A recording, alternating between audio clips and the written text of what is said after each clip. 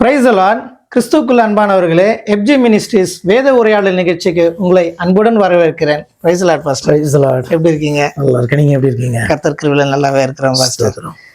அநேக கேள்விகளோட இன்னைக்கு உங்களை சந்திக்க வந்திருக்கோம். வெல்கம். வேதத்தை வாசிக்கும் பொழுதெல்லாம் சின்ன சின்ன காரியங்கள் எழும்போம். அதை ஆராய்ந்து பார்த்து இல்லை வேற வசனங்களோடு ஒப்பிட்டு தேவனே அதுக்கு பதில் கொடுக்குற காரியத்தை நானே பெற்றுக்கொண்டு இருக்கிறேன். அது எனக்கு நன்றாவே தெரியும். ஒரு வசனத்தினோட இன்னொரு வசனத்தை கம்பேர் பண்ணிக்க போகுது. ஏன்னா அது ஜோடு இருக்கிறத நம்ம பார்க்க முடியுது.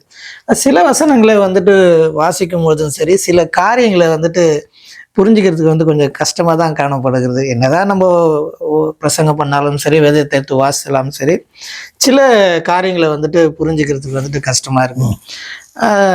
ஆதியிலேருந்து நம்ம பார்த்தோன்னா முதல் பலன் அப்படின்ற ஒரு வார்த்தை காணப்படும்.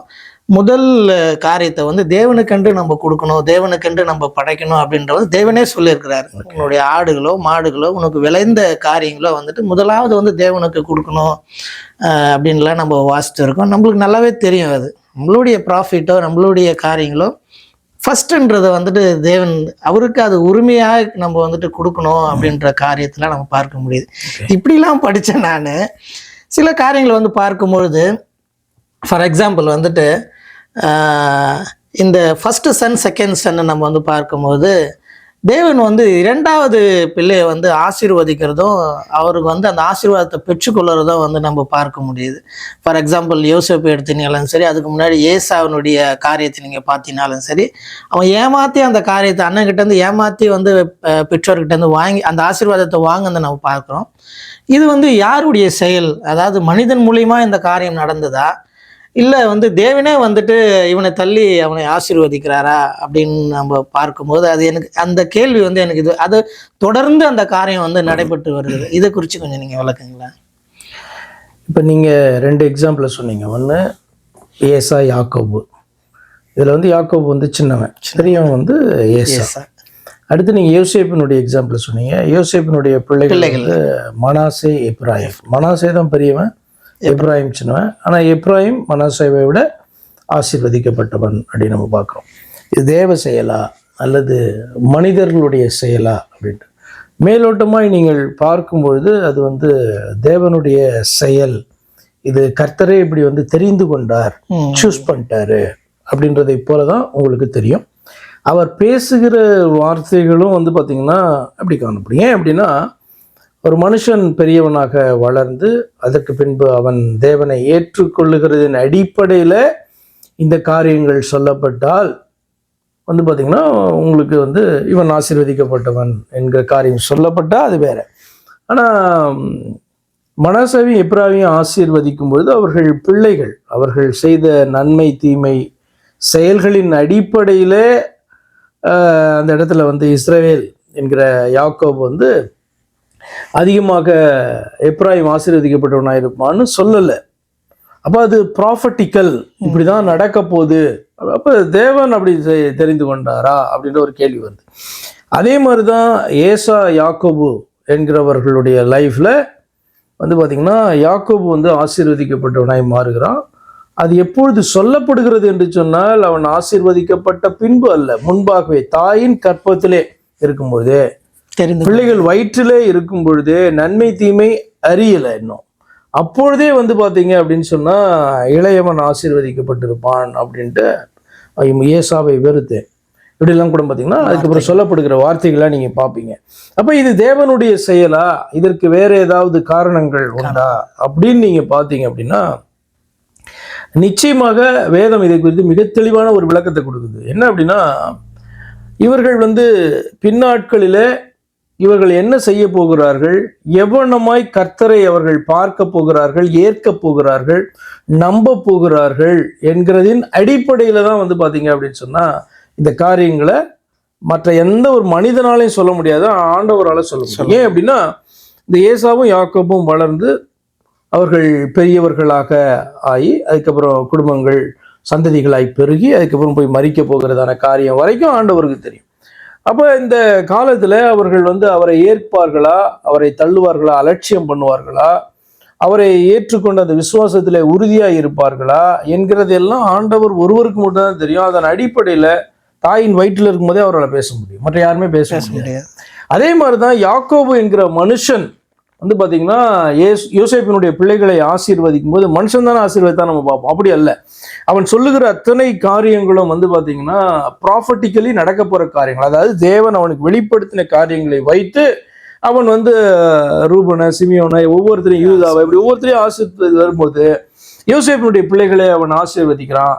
அப்ப அப்பாவுக்கு வந்து வயசாயிடுச்சு, ஆனபடினாலே வந்து பாத்தீங்கன்னா வலது பக்கம் வைத்து எப்ராயிமை வந்து ஆசீர்வதிக்கிறார் என்று அவன் மாற்றி விடுகிறான். யோசேப்பு வந்து மாற்றி விடுறான். அப்படி அல்ல தகப்பனே அப்படின்னு சொல்லி மாற்றான். இல்ல, எனக்கு தெரியும் அப்படின்னு சொல்லி. அப்ப அது ரொம்ப கிளியரான, தேவ மனுஷனுக்கு மிக தெளிவான ஒரு வெளிப்பாட்டை பெற்று அதன் அடிப்படையில அவர்களை ஆசீர்வாதம். அப்படியானால் இந்த எப்ராமை குறித்து ஆண்டவர் வந்து வைத்திருக்கிற தீர்மானம் என்று நீங்கள் பார்ப்பதை பார்க்கலாம், தெரிந்து கொண்டார் என்று பார்ப்பதை பார்க்கலாம். ஆண்டவர் தன்னுடைய முன் அறிவின்படி நடக்க போற காரியத்தை அறிந்து அதன் அடிப்படையிலே நான் தெரிந்து கொண்டேன் என்பதை வெளிப்படுத்துகிற காரியம். இப்ப நீங்க ரோமர்ல ரொம்ப அழகா இந்த வார்த்தை காணப்படும். அந்த வசனத்தை நான் வாசித்து விடுறேன். ரோமர் 8:29 2வது பகுதி. தேவன் எவர்களை முன்னறிந்தாரோ அவர்களை தமது குமாரனுடைய சாயலுக்கு ஒப்பாயிருப்பதற்கு முன் குறித்திருக்கிறார் அப்படின்றார். ரெண்டு வார்த்தைகள் காணப்படுது. ஒன்று வந்து முன் குறித்திருக்கிறார், அதுதான் நீங்க சொன்னதான தெரிந்து கொள்ளுதல் இல்லையா? அப்ப கம்ப்ளீட்டா தேவனுடைய செயல் இல்லையா? முன் அறிந்தார் அப்படின்றதும் வந்து பாத்தீங்க அப்படின்னா தேவனுடைய அறிவை குறிக்கிறது. ஆனால் இந்த முன்னறிகிறதற்கு ஏதாவது காரணம் இருக்கா அப்படின்னு பார்த்தா, ஆமா, அதுக்கு காரணம் வந்து யோசேப்பினுடைய பிள்ளைகள் 2 பேரும், அவர்களுடைய செயல்கள். அதே மாதிரி ஏசா யாக்கோபினுடைய செயல்கள், அவர்கள் வளர்ந்து நன்மை தீமை அறிந்த பின்பு அவர்கள் செய்ய போகிற காரியங்கள், கர்த்தரை ஏற்கிற காரியங்கள், இதை வந்து முன்னே பார்க்கிறதான கர்த்தர் அல்லது அறிகிறதான கர்த்தர் வந்து பாத்தீங்கன்னா அப்ப என்ன பண்றது, தெரிந்து கொள்ளுகிறேன்னு சொல்லி அவர் டிசைட் பண்ணி என்ன பண்றாரு, பேசுறாரு. அப்ப தேவனுடைய தெரிந்து கொள்ளுதல் என்பது அவருடைய முன் அறிவின்படி உண்டாகிறதான காரியம். மேலோட்டமா நம்ம பார்க்கும்போது அவர் பேசும்போது இது என்ன ஃபேர், இது கர்த்தர் வந்து வயிற்றில் இருக்கும்போது எப்படி ஏசாவை நான் வெறுப்பேன்னு சொல்லலாம், இது நல்லது இல்லையே, சரி கிடையாது இது அப்படின்னு நம்ம யோசிப்போம். அப்படி அல்ல. என்ன அப்படின்னு சொன்னா, நிச்சயமாக இந்த ஏசா வெறுக்கப்பட வேண்டியவன்.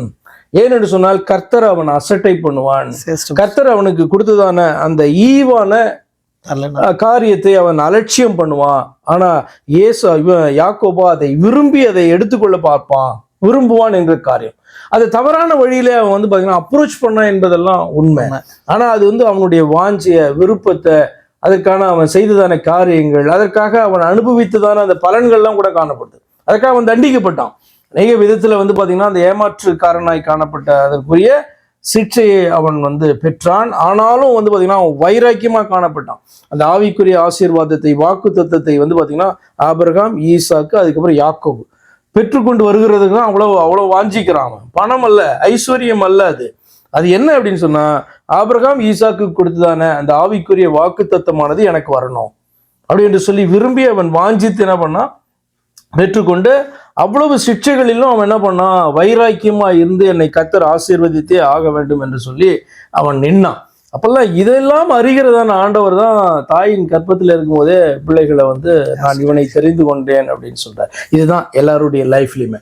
அப்ப நீங்க அடுத்தது முதல் குமாரன், இளைய குமாரன் அப்படின்ற காரியம் சொன்னீங்கல்ல. முதல் குமாரன் எப்பயுமே பயங்கர ஸ்பெஷல். முதல் பிள்ளை எப்பயுமே ஸ்பெஷல். ஏன் அப்படின்னா அப்பதான் முதல் பிள்ளை வந்து பிறக்குது. அந்த பிள்ளை பிறந்த பிறகுதான் அவங்க அப்பா அம்மா எங்கதான ஸ்தானத்தையே அடைகிறார்கள். ஆனால் முதல் பிள்ளையை குறித்து ஆண்டவர் என்ன சொல்லியிருந்தார், அல்லது முதல் மிருகத்தை குறித்து என்ன பேசியிருந்தாரு, வீட்டில் வளர்க்குறதான அந்த டொமஸ்டிக் மிருகங்கள் காணப்படுது, பரிசுத்த சுத்தமான மிருகங்கள், அவைகள் எல்லாம் என்ன பண்ணணும் அப்படின்னா அவருக்கு செலவு சொன்னார். பலியா கொடுக்க வேண்டியதான மிருகங்களை கொண்டு வந்து கொடுக்க சொன்னார். பிள்ளையை வந்து அப்படி பலி கொடுக்க முடியாது. அப்ப என்ன சொன்னார் அவருன்னு சொன்னா, அந்த முதல் பிள்ளை எனக்குரியது, நீ அதை மீட்டு கொள்ள வேண்டும்.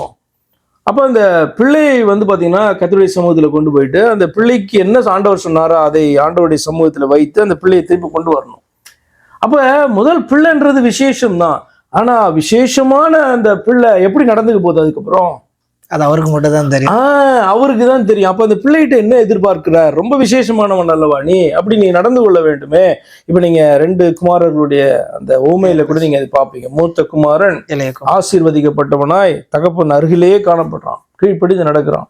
இளைய குமாரன் அவன் வந்து பாத்தீங்கன்னா தகப்பனுக்கு விரோதமாய் செயல்பட்டு துரோகம் பண்றான். ஆக்சுவலா அவன் போயிடுறான், தகப்பனுடைய சொத்தெல்லாம் பிரித்து கொண்டு அவன் வந்து போயிடுறான். ஆனா தகப்பனுடைய இறுதியும் அவன் வந்து மனம் திரும்பணும், வரணும் அப்படின்னு தான் காணப்படுது. அப்படியாக அவன் மனம் மாறி அவன் ஒரு நாள் வருகிறான். அதை பார்க்கிற தகப்பனுக்கு சந்தோஷம் உண்டாகுது, மூத்த குமாரனுக்கு அந்த சந்தோஷம் உண்டாகலை. ஏன்னா எல்லா சூழ்நிலையிலும் நான் தகப்பன் பக்கம் நின்றேனே, எல்லா வார்த்தைகளையும் கீழ்ப்படிந்தேனே, இப்பொழுது என்னுடைய இளைய குமாரன் போயாச்சு, ஆனா இப்போ வந்து திரும்பவும் வரானே, தகப்பன் வந்து அவனுக்கு இந்த கணத்தை கொடுக்குறாரு, எனக்கு கொடுக்குறதான அதே கணத்தை அவனுக்கு கொடுக்குறாரு, இது என்ன நியாயம் என்று அவனுடைய பக்கத்துல அவன் சிந்திக்கிறான். தகப்பன் என்ன கேட்கிறான்னா, எனக்குரியதெல்லாம் உனக்கு தானே. அவன் உன்னுடைய சகோதரன் வந்து அவன் மரித்தான், அதாவது மரித்ததை போல நிலையில இருந்து அவன் உயிரோட வந்தா எவ்வளவு சந்தோஷம், அப்படிதானே மனம் மாறி அவன் வந்திருக்கிறான். அப்ப அந்த மாதிரி நீ அவனை பாரு. அவன் ஏன் அப்படின்னா, அவன் ஒரு வேலைக்காரனா நான் இருந்தா கூட பரவாயில்ல அப்படின்னா அவன் மனம் மாறி வருகிறான். ஆனா தகப்பனுடைய உள்ளம் வந்து அவனை திரும்பவும் குமாரனாக ஏற்றுக்கொள்கிறது. ஆனா மூத்தவனுக்கு அது வந்து இஷ்டம் கிடையாது. இது வந்து நார்மலான ஒரு திங்கிங் தான்.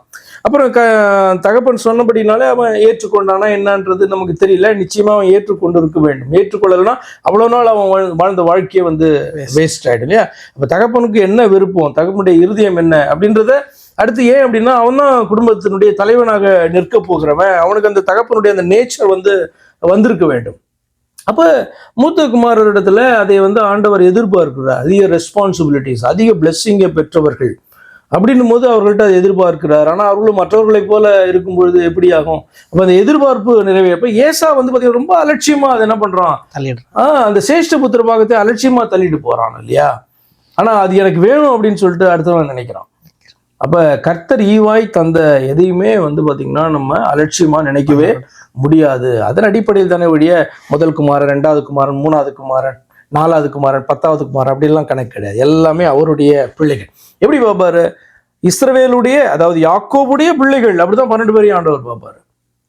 லேவியை நான் வந்து தனியா ஒரு காரியத்துக்காக பிரித்து எடுத்தேன், ஆனபடினால்தான் யோசேப்பே உன்னுடைய 2 பிள்ளைகளையும் என்னுடைய பிள்ளைகளாக நான் ஏற்றுக்கொண்டு அந்த கோத்திரத்துல 12 கோத்திரத்துல அவர்கள் 2 பேரும் வராங்க.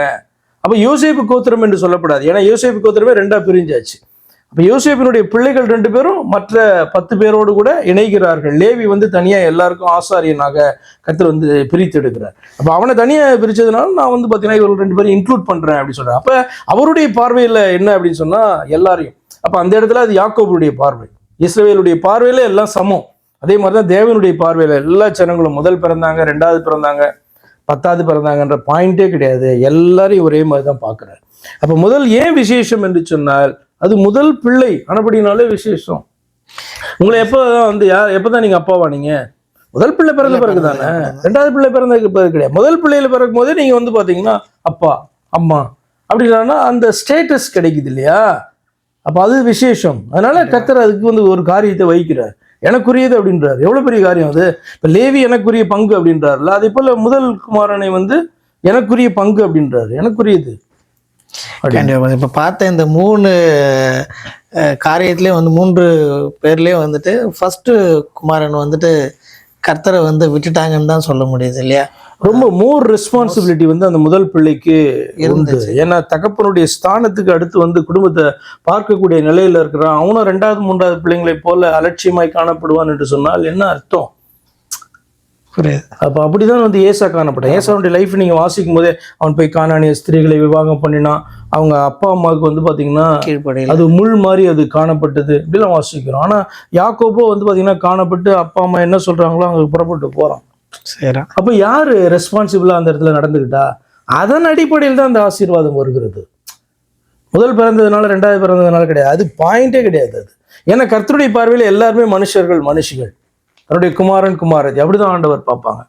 அவருடைய செயல், அவர் எப்படியாக அவரை ஆண்டவரை ஏற்றுக்கொண்டு விசுவாசிக்கிறார்கள் எல்லா சூழ்நிலை என்பதன் அடிப்படையில் தான் அவங்களுடைய ஃபியூச்சர் என்பது நிர்ணயிக்கப்படுது.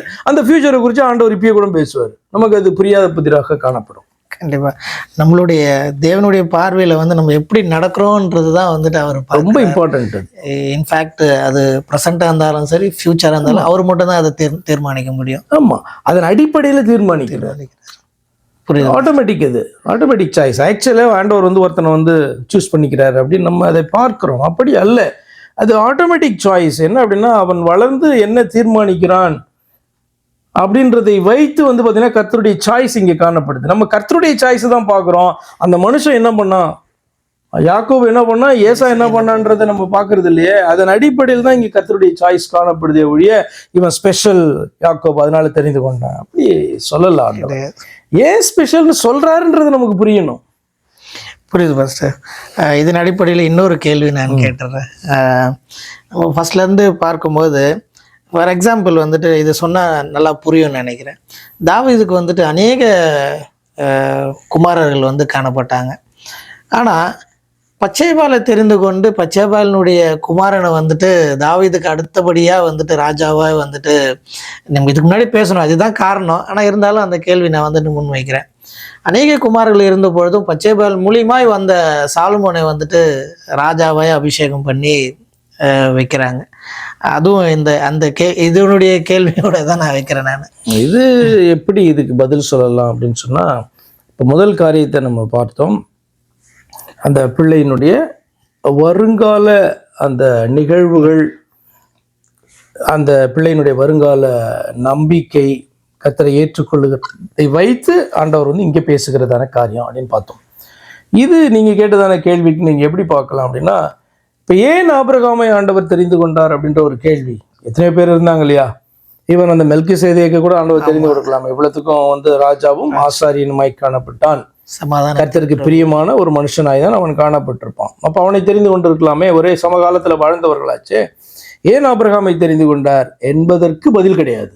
ஏன் அப்படின்னா, இதற்கு பவுல் சொல்லும் போது எப்படி சொல்றாருன்னா, ஒரு குயவன் வந்து மண்பாண்டத்தை அவன் உண்டாக்கும் பொழுது அல்லது உண்டாக்குவதற்கு ஒரு மண்ணை தெரிந்து கொண்டாலும் சரி, அந்த தெரிந்து கொண்ட மண்ணில் எவ்வண்ணமான பாத்திரத்தை செய்ய வேண்டும் என்பது வந்து பார்த்தீங்கன்னா கம்ப்ளீட்டா அவனுடைய அத்தாரிட்டி உள்ள வருது. அது அவனுடைய இஷ்டத்துக்குள்ள அது வருகிறது. அந்த களிமண்ணுக்கு இதுல பேசுகிறதற்கு கேட்கிறதற்கான தகுதி அதற்கு கிடையாது. அப்ப ஒரு மனிதனை கர்த்தர் ஏன் தெரிந்து கொண்டார் அப்படின்றது, இது ஒன்லி கம்ப்ளீட்டா தெரிந்து கொள்ளுதல், முன் அறிவு அப்படின்னு கூட இந்த இடத்துல சொல்ல முடியாது. தெரிந்து கொள்ளுகிறதான ஒரு பாத்திரத்தை ஆண்டவர் தெரிந்து கொள்ளுகிற ஒரு காரியத்துக்காய் தெரிந்து கொள்ளும் பொழுது அது வந்து ஏன் அப்படின்ட்டு நமக்கு வந்து பார்த்தீங்கன்னா கேட்கிறதற்கான ஒரு காரியமுமே இல்லை. அப்ப அப்படிதான் வந்து பார்த்தீங்க அப்படின்னு சொன்னா நீங்க கேட்டதான பதிலும் முன்னாடி பார்த்தது வந்து தெரிந்து கொண்டார், ஆனால் முன் அறிவின்படி முன்குறித்தார். இது வந்து பார்த்தீங்க அப்படின்னு சொன்னா முன்குறித்தல் அப்படின்லாம் வரல, தெரிந்து கொண்டார். ஆபிரகாமை தெரிந்து கொண்டார். நல்லவனா அப்படின்னு சொல்லிட முடியாது. அவன் வந்து விக்கிரக ஆராதனைக்குள்ளே காணப்பட்டான், அழைத்தோன்னே வந்துடுவான் அப்படியா அப்படின்னு கிடையாது. கர்த்தர் வந்து அழைக்கிறவர்கள் வருவார்கள், ரிஜெக்ட் பண்றவங்கள அவர் அழைக்க போறது கிடையாது அந்த இடத்துல. இது ஏன்னா ஒரு மனுஷனை கூப்பிடுறாரு இல்லையா, ரிஜெக்ட் பண்றவனா அவர் கூப்பிட மாட்டாரு. அப்ப அவன் வந்துருவான்றதுக்காக அழைத்தாரா? இதெல்லாம் நம்ம வந்து பார்த்தீங்கன்னா இப்படிலாம் யோசிக்கலாமே ஒழிய, ஏன் தெரிந்து கொண்டார் ஸ்பெசிஃபிக்கா இவனை? அந்த காலத்துல கல்தேயர்ல பாபிலோன்ல எவ்வளவு பேர் இருந்திருப்பாங்க, அதுல குறிப்பா இவனை ஏன் தெரிந்து கொள்ள வேண்டும் அப்படின்ற ஒரு காரியம். அடுத்தது வந்து பாத்தீங்கன்னா, எதற்காக வந்து தாவீதே ஆண்டவர் தெரிந்து கொண்டார்? தாவீதனுடைய குமாரனாக தான் வரணும் அப்படின்றத ஏன் தெரிந்து கொண்டார்? அப்கோர்ஸ் தெரிந்து கொண்டபடினாலே அவர் வந்து பேசினார். என்ன அப்படின்னு சொன்னா, நிலையான வீட்டை கட்டுவேன் அப்படின்னு பேசினார். எல்லாமே கனெக்ட் ஆகும்.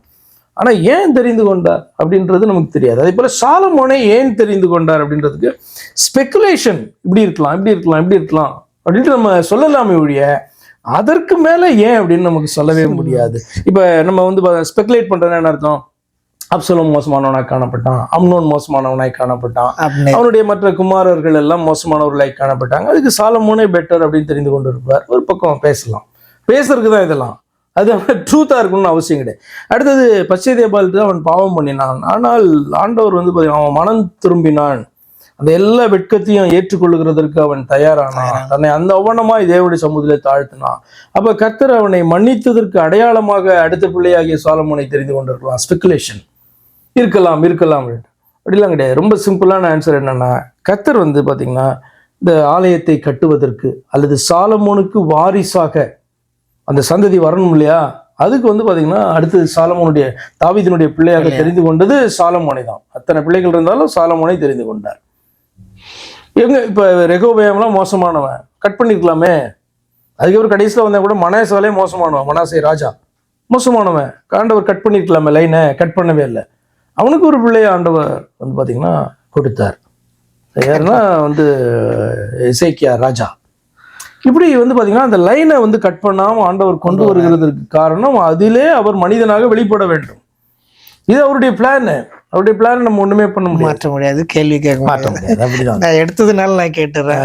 இதுக்கப்புறம் நீங்க அப்படியே ஆமா, பார்த்தீங்க. இது கொஞ்சம் வித்தியாசமான அப்ரோச்ல அதை நம்ம பார்க்க வேண்டும். இது வித்தியாசமான ஒரு காரியம். ஒன்று வந்து முன் குறிக்கிறதற்கு முன் அறிதலை ஆண்டவர் பயன்படுத்தினார். இந்த இடத்துல வந்து பாத்தீங்கன்னா தெரிந்து கொள்றதுக்கு, சூஸ் பண்ணுகிறதுக்கு ஆண்டவர் எதையுமே பார்க்க வேண்டாம். ஒருத்தனை சூஸ் பண்ணாருன்னா அவனை மோல்டு பண்ணுவார். இப்போ ஆபிரகாமை சூஸ் பண்றாரு, வரான், ஊர் என்கிற தேசத்துல தங்கிடுறான். அதுக்கப்புறம் தன்னுடைய தகப்பனுடைய மரணத்துக்கு அப்புறம் அங்கிருந்து என்ன பண்றான், லோத்து தன்னுடைய மனைவி பிளஸ் லோத்தோட அங்கிருந்து புறப்பட்டு வருகிறான்.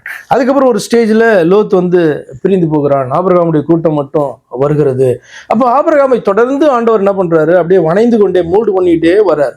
அப்போ அழைத்து அவருடைய வார்த்தைக்கு கீழ்ப்படிந்து வருகிற அவனை நிச்சயமா அவர் மோல்டு பண்ணுவார். அவனே அவரை தள்ளிட்டு போகாத வரைக்கும் அவர் வந்து என்ன பண்ணுவார், அவனை மோல்டு பண்ணி என்னத்துக்காக அழைச்சாரோ அது செய்வார். என்ன அதுல இருந்து கற்றுக்கொள்கிறோம்னா, அழைக்கப்பட்டதான நாம மனிதர்கள் அவரை ஏற்றுக்கொள்ளும் பொழுது நாம் அவரை தள்ளாது இருக்கும் வரைக்கும் என்ன பண்ணுவார்னா நம்மளை மோல்டு பண்ணி பரலோகத்தில் கொண்டு போய் சேர்ப்பார். அதுதான் அதுல எல்லாம் நம்ம கற்றுக்கொள்கிறதான காரியம். நாம உறுதியாக வந்து பாத்தீங்கன்னா அந்த அழைப்பில் நிலைத்திருந்தால் தேவன் ஒருபோதும் நம்மளை கைவிட மாட்டாரு. நிறைய சிக்ஷைகளுக்குள்ளெல்லாம் நம்ம போவோம், நம்முடைய செயல்களின் அடிப்படையில் நிறைய பாடுகள்லாம் படுவோம். ஆனால் தேவன் ஒருபோதும் தள்ள மாட்டாரு. சொன்ன மாதிரி அந்த வாக்கு தத்துவத்தின்படி நம்மளை வந்து பரலோகத்தில் கொண்டு போய் சேர்ப்பார். அது கொண்டு போய் சேர்க்கும் போது கம்ப்ளீட்டாக மோல்ட் ஆகிருப்போம். நம்ம மோல்டாகி அவர் விரும்புகிறதான பாத்திரமாக நம்ம காணப்படுவோம். அப்படின்றத அதில் இதெல்லாம் நம்ம கற்றுக்கொள்ள முடியும். கண்டிப்பாக இதன் அடிப்படையிலே வந்துட்டு, அதாவது இந்த ஆத்மா வந்து தேவனை நோக்கி பார்க்குதா, மனம் திரும்புதான்றதை வந்து நான் புரிஞ்சுக்கொண்டேன். அது மூத்த பிள்ளையா இருந்தாலும் சரி, இளைய பிள்ளையா இருந்தாலும் சரி.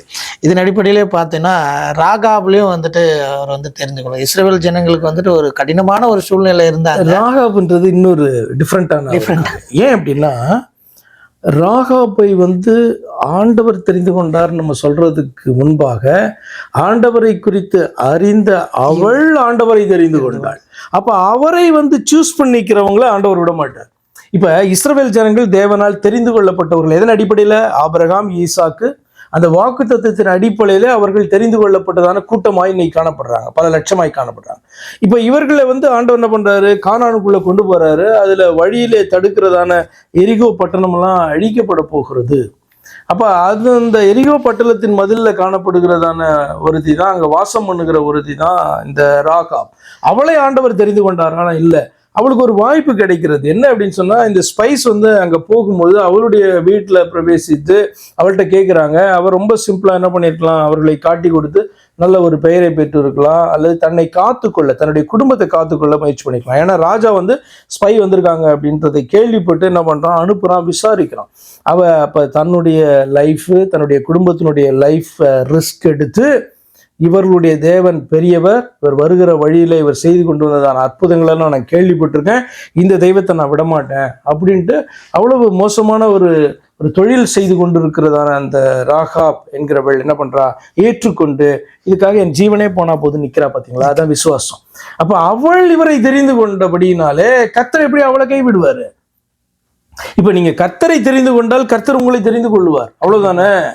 இப்ப உலகத்துல காணப்படுற எந்த மனுஷர்களுக்கும் ஒரு அழைப்பு காணப்படுது. அந்த அழைப்பு கர்த்தர் கொடுத்தார் என்கிற அடிப்படையில நம்ம பார்க்கிறோம். ஆனால் இன்னொரு பக்கம் வந்து பார்க்கும்போது இதெல்லாம் கேள்விப்படுகிற ஒரு மனுஷன், இவர்தான் உண்மையான தெய்வம் என்று சொல்லி ஒரு இடத்துல அருகிலே வந்தா அவனா அவர் ஒருபோதும் தள்ள மாட்டாரு. அந்த கானானிய ஸ்திரீ வந்து பாத்தீங்கன்னா தன்னுடைய மகளுக்காய் கேட்கிறா. ஆண்டவர் வந்து நிறைய விஷயங்களை பேசுறாரு. இது உனக்கானது கிடையாது, இது இஸ்ரவேலர்களுக்காக, இது வந்து பாத்தீங்கன்னா பிள்ளைகளுக்கானது, நாய்க்குட்டிகளுக்கானது அல்ல, இப்படிலாம் பேசுறாரு. ஆனா அவர், நான் விட மாட்டேன், இவரால் இது செய்ய முடியும், இவர்தான் உண்மையான தெய்வம், நம்புறா. ஆண்டவர் அவளை தள்ளிட்டாரா அப்படின்னு சொன்னா இல்ல, அவளை டெஸ்ட் பண்றதுக்கு தான் அவளை வார்த்தைகளை கேட்கிறாரே ஒழிய அவளை ஆண்டவர் தள்ளவே இல்லை, குணமாக்கி அனுப்பினார். எப்படி ஒரு சாட்சியான வாழ்க்கையா மாறி இருக்கும் அவளுடைய வாழ்க்கை. அதை குறிச்செல்லாம் நம்ம வேதத்துல வந்து வாசிக்கல, அது அவசியம் கிடையாது. அப்படினால அதோட முடிஞ்சிருச்சு. ஆனா எவ்வளவு விசுவாசம் அவளுக்கு காணப்பட்டிருக்கும், 100க்கு அதிக விசுவாசம் எவ்வளவாய் காணப்பட்டிருக்கும். அப்படிப்பட்ட விசுவாசம் பார்க்கலன்ற அப்படி சொல்றாரு. அப்ப அவன்லாம் ஒரு பெரிய சாட்சியாக மாறி இருப்பான்.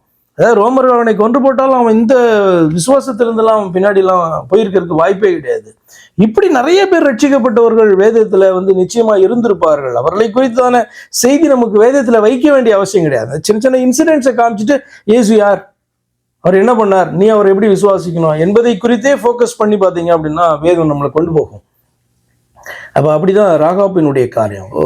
ஒரு மனுஷன் அவரை தெரிந்து கொள்ளும் பொழுது அவர் வந்து பார்த்தீங்கன்னா அவனை என்ன பண்ண மாட்டார், கைவிட மாட்டார். அவரும் அவனை தெரிந்து கொள்கிறார். தன்னுடைய பிள்ளையாக அவர் என்ன பண்றார், தெரிந்து கொள்கிறார். ஆனா இது நடக்குமா அப்படின்னா ஆண்டவருக்கு தெரியும். கண்டிப்பா ஆண்டவருக்கு தெரியும். இந்த செயல்களெல்லாம் கம்ப்ளீட்டா ஆண்டவரே பண்றாரா, அப்படி கூட சொல்ல முடியாது. இப்போ இங்க போனதான இந்த இவர்கள் வேற எங்கேயாவது ஒளிந்து கொள்கிறதுக்கு ஒரு இடத்தை அவர்கள் பார்த்திருக்கலாம். ஆனால் இந்த இங்க வந்து பிரவேசிக்கிறாங்க. மேல ராகாவை போல நிறைய பேர் அங்க மேல இருந்திருக்கலாம். ஆனா இந்த இடத்துக்கு போறாரு, இது தேவனுடைய செயலா? மைட் பி, இருக்கலாம். எந்த இடத்துக்கு வந்து பாத்தீங்கன்னா தன்னுடைய பிள்ளைகள் போனா அது சேஃப் அப்படின்ட்டு ஆண்டவர் கொண்டு போயிருக்கலாம் இல்லையா, அப்படிலாம் இருக்கலாம். ஆனா அதெல்லாம் ஸ்பெகுலேஷன். அப்படிலாம் நம்ம யோசிக்கிறதுக்கு பதிலா அந்த வாய்ப்பை ரொம்ப அழகா வந்து பாத்தீங்கன்னா ராகா பயன்படுத்தி கொண்டாள். தன்னுடைய ஜீவனை பாராம பயன்படுத்தி கொண்டாள். பெரிய ஒரு விசுவாசி என்கிற பெயரை பெற்றாள். நீங்க சொன்னதை போல இயேசு கிறிஸ்துடைய அந்த அந்த வம்ச வரலாற்றுல அவருடைய பெயர் வந்து அவருடைய பெயர் காணப்படுது. ஆச்சரியமான காரியம்.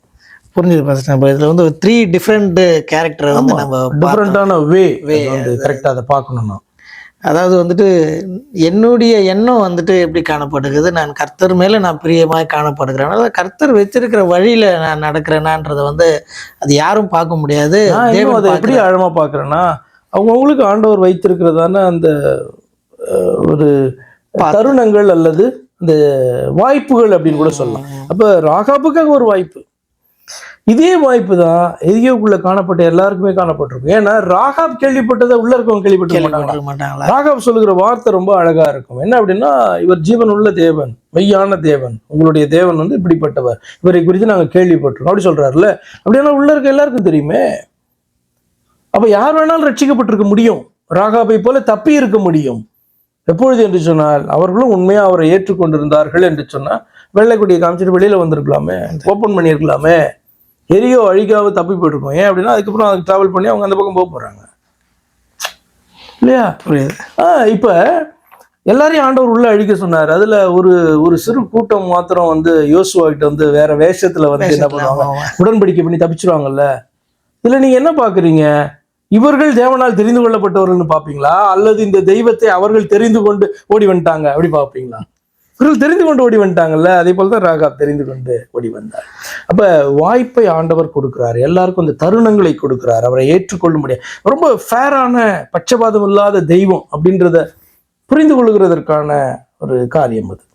இல்லை, இது கரெக்டாக ஒரு பாயிண்ட் சொன்னீங்க. அந்த வேற ஒரு அந்த கோத்திரம் வந்து உள்ளே வரும்பொழுது நம்ம நினைப்போம், அதை பார்க்கும்போது இவங்க வந்து ஏமாத்திட்டு வந்துட்டாங்க, இஸ்ரேல் ஜனங்க இது ஏமாந்துட்டாங்க அப்படின்னு பார்க்கும்போது அதில் ஒரு வார்த்தை வரும், ஒரு காலத்துலேயும் வந்து இவங்களை வந்து விளக்கக்கூடாது, இவங்க இஸ்ரேல் ஜனத்துக்குள்ளே தான் இருக்கணுன்றதெல்லாம். அப்போ வந்து அது கர்த்தருடைய தீர்மானம், அவங்க மனம் மாறுறாங்க. ஆக்சுவலாக ஆமாம், மனம் மாறி அவரை ஏற்றுக்கொண்டு அவ்வளோதான். கர்த்தருடைய வார்த்தைகள் மிக தெளிவாய் காணப்படுது, அவர்கள் அழிக்கப்படக்கூடாது.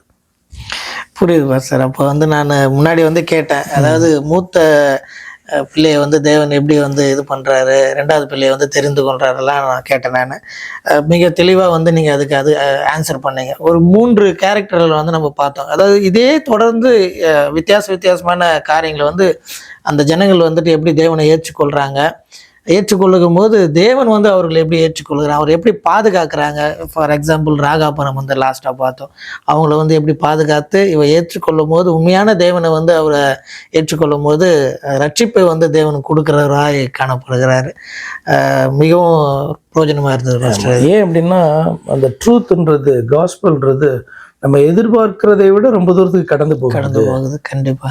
ஏன்னா இந்த சுவிசேஷத்துக்கு உட்பட்டவர்கள் வந்து பார்த்தீங்கன்னா இந்த இஸ்ரவேலர்கள், சுவிசேஷம் வந்து அங்கிருந்து தான் ஸ்டார்ட் ஆகுது அப்படின்னு நம்ம வாசிக்கணும் இல்லையா?